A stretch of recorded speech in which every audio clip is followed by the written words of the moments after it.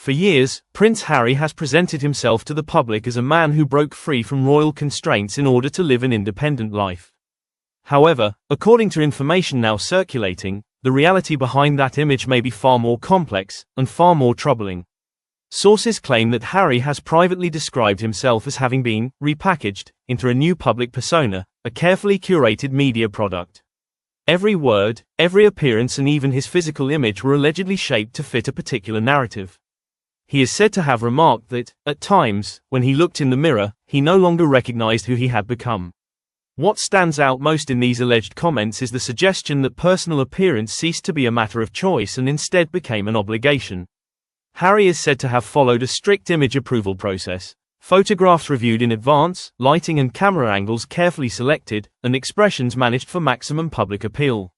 He also reportedly felt under pressure to undergo cosmetic procedures, including PRP scalp treatments and temple fillers, in order to maintain a Hollywood-ready appearance. In what some have described as a moment of self-reflection, Harry is also said to have expressed regret over past public jokes he made about Prince William's baldness. While he mocked his brother at the time, he now claims that William accepted it, whereas he himself spent years avoiding mirrors and fearing aging and the loss of his public image. If true, this is not merely a story about vanity, it is a story about identity. Family tensions. These alleged disclosures did not stop with Harry's personal struggles. They are said to have exposed deeper fractures within the royal family. According to sources, Harry claimed that behind closed doors, Meghan had mocked both him and Prince William, referring to them as weak Windsor men and aging red-haired ghosts. While there is no public evidence to confirm this, the claims alone are said to have intensified already fragile family relationships. Princess Anne's response was described as one of disciplined silence. She is said to have listened to the testimony in full before asking a single question: what damage has been done to the institution?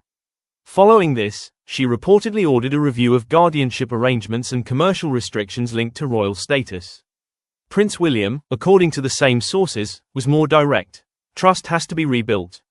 The Princess of Wales is said to have taken an even more protective stance, suggesting that a neutral guardian should be appointed to monitor the welfare of Archie and Lilibet, to ensure that they are not turned into symbols of strategy. If accurate, this would mark one of the rare occasions on which Harry's children have been discussed not only as family members, but as part of a wider institutional concern. Concerns for the children. One of the most controversial elements of the story involves what is referred to as Protocol 14 inches under the so-called Windsor Agreement. According to a circulating video, the royal household has begun reviewing the welfare of Archie and Lilibet for two principal reasons: their limited direct contact with Harry during certain periods, sudden disruption to their schooling. Harry is said to have described his children as being kept behind a velvet curtain, revealed only when required for branding or promotional purposes. It is an image that many have found both dramatic and unsettling, children treated as media assets rather than simply as children. This reframes the issue entirely. It is no longer merely about marital conflict or public image, but a question of responsibility to the next generation. Current position and a possible exit. According to the same reports, a draft resolution has been prepared offering Harry the opportunity to return to the United Kingdom on a voluntary basis.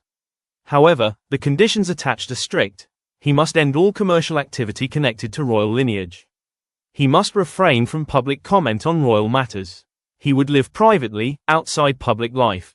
In essence, a return home would require Harry to step away from the media spotlight that has defined much of his life in recent years. Meghan's reported reaction, however, is said to have been the opposite: furious and shocked. Brand partners associated with her have allegedly paused advertising campaigns due to concerns over the controversy surrounding the situation. The final question: even if these claims remain unverified, they highlight something significant. The image of a carefree life in America is no longer simple or secure.